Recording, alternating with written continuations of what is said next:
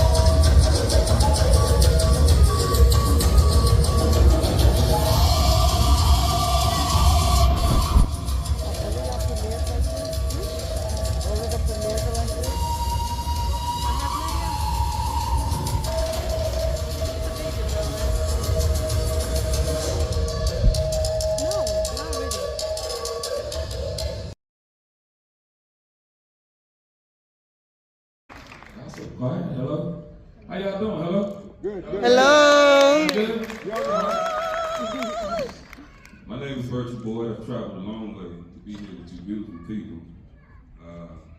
We're going to get right into it. I have a poem. But we're going to get a little bit more comfortable. So I have this call and response thing. So when I say, are you with me? You say, show you right. Okay? So we're going to try it on 3. 1, 2, 3. With me? Show you right. You get a B for effort. We're going to try it one more time. If you with me, let me hear you say, show you right. Show you right. All right, we're going to work on that next time I do a poem. All right?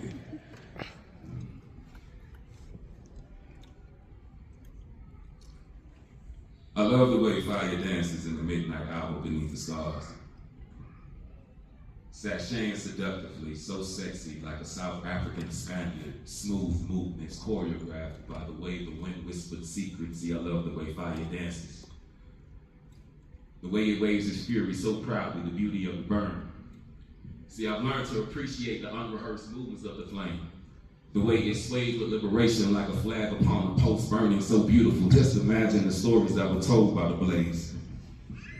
The villages it has raised. The nights it has saved by keeping the cold away. Vertical snake-like maneuvers that are unable to be charmed. There is a chaos within the calm. A vigor within the peace. A violent serenity that is unaccustomed to being controlled, but I'll be damned if we don't attempt to harness the liveliness of the fire. See, such desires are only obtained in dreams, and even then we can't sleep through the heat. See, I love the way fire dances.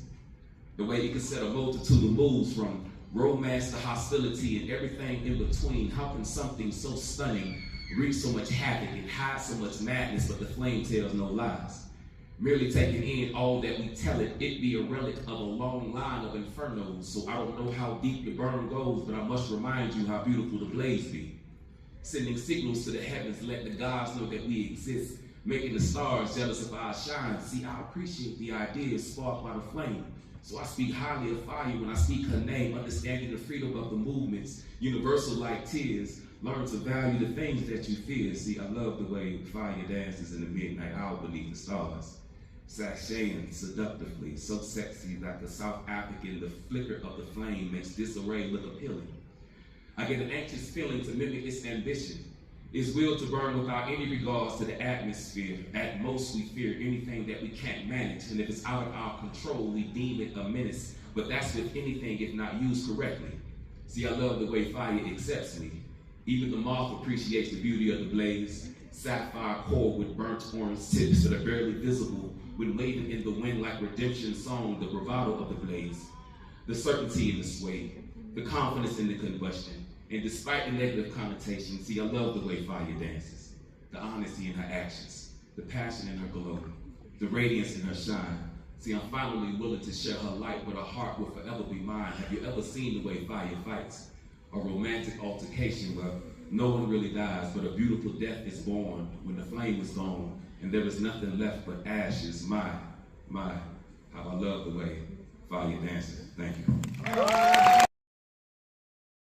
Yet somehow you welcomed me with tenderness reserved for someone who had finally come home. Tell me, what do you call that kind of love? What language contains it? What dictionary defines it? I have searched. There isn't one. Because the deepest forms of love are too ancient to be translated. They must be lived. And I have lived here, in your smiles, in your embraces, in your patience, in the quiet generosity of people who still understand that another human being is never an interruption, but a blessing.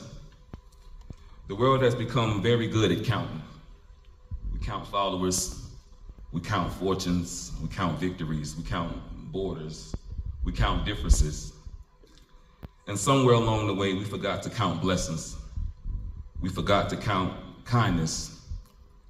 We forgot to count the number of times a stranger became family.